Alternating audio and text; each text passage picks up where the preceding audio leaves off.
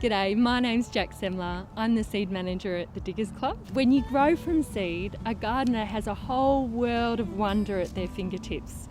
Diggers Club has more than 500 different varieties of beautiful flowers and vegetables, heirloom treasures, the best flavoursome tomatoes that you can think of, all there ready to go if a gardener can grow from seed.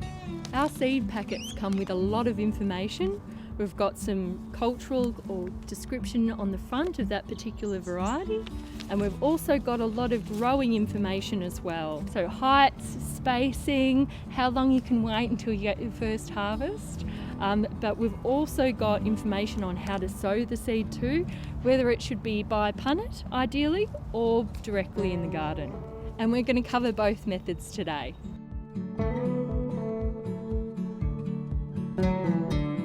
So we're going to go over how you can grow seeds in punnets. There's plenty of different vessels that you can choose from to do the job. There's things like this punnet, you might have seen them or have some at home from picking up things in a nursery. These are fine to use, but just make sure that they're perfectly clean and nice and sterile so you're not passing on any diseases in your garden. Or you can use things like this peat pot. They expand in water, making the perfect little growing environment for seeds. Or there's also these wonderful transplantable, biodegradable peat pots. These are great because once you've grown your gorgeous little seedling in there, you can just transplant that straight into the ground. You don't need to remove the outside layer at all. You can just put it all straight in and the roots grow through. As a seed aficionado, I really love using these trays because I can usually fit much more into my growing racks at home, and I love growing heaps from seed. So to start off with, I usually just find a perfect kind of growing medium. I really like using good quality sterile seed raising mix. You do get what you pay for when it comes to seed raising mixes, and you want to make sure that it's of high quality and that it's a sterile mix, perfect, ready to go, so you're going to have the utmost success in your garden. Usually take my punnet vessel and just tip in the seed raising mix. And then I very carefully just smooth it around.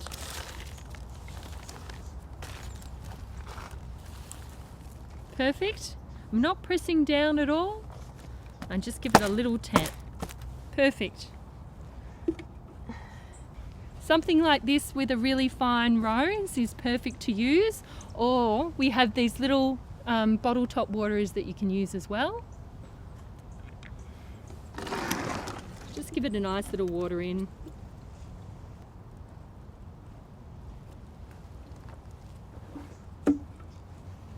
Now I'm going to plant some of my favourites, tomato tomato. They're brilliant.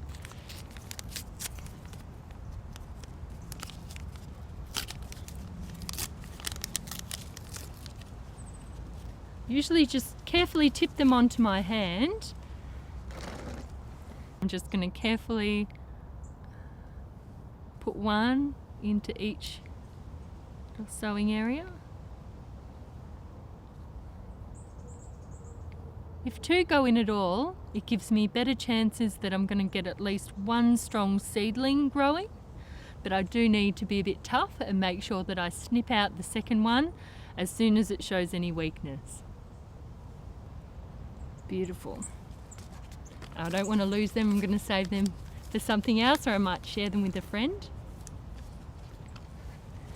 Then I'm just going to very carefully, and you can use a sieve for this, just very, very gently sprinkling some growing mix on there, very carefully. It's very important, as well as sowing at the right time of year, that I don't bury them too deeply. A small seed only needs to be as deep as it is wide. So with a small tomato seed like this, I'm just putting a tiny little bit of seed raising mix on the top. Give it a little tap. I'm going to water them in. Beautiful. Now, a bit of a trick for young players. I'm going to make sure that I label and date those seeds so that I remember what variety they are. And if I'm going to put them on the heat mat, I make sure that I'm monitoring the temperature also. A propagation lid just goes over like this, keeps them nice and warm, keeps the environment nice and humid for them so I'm getting the best success, and it saves on the watering. Now I want to make sure that I water this, or at least check it once a day.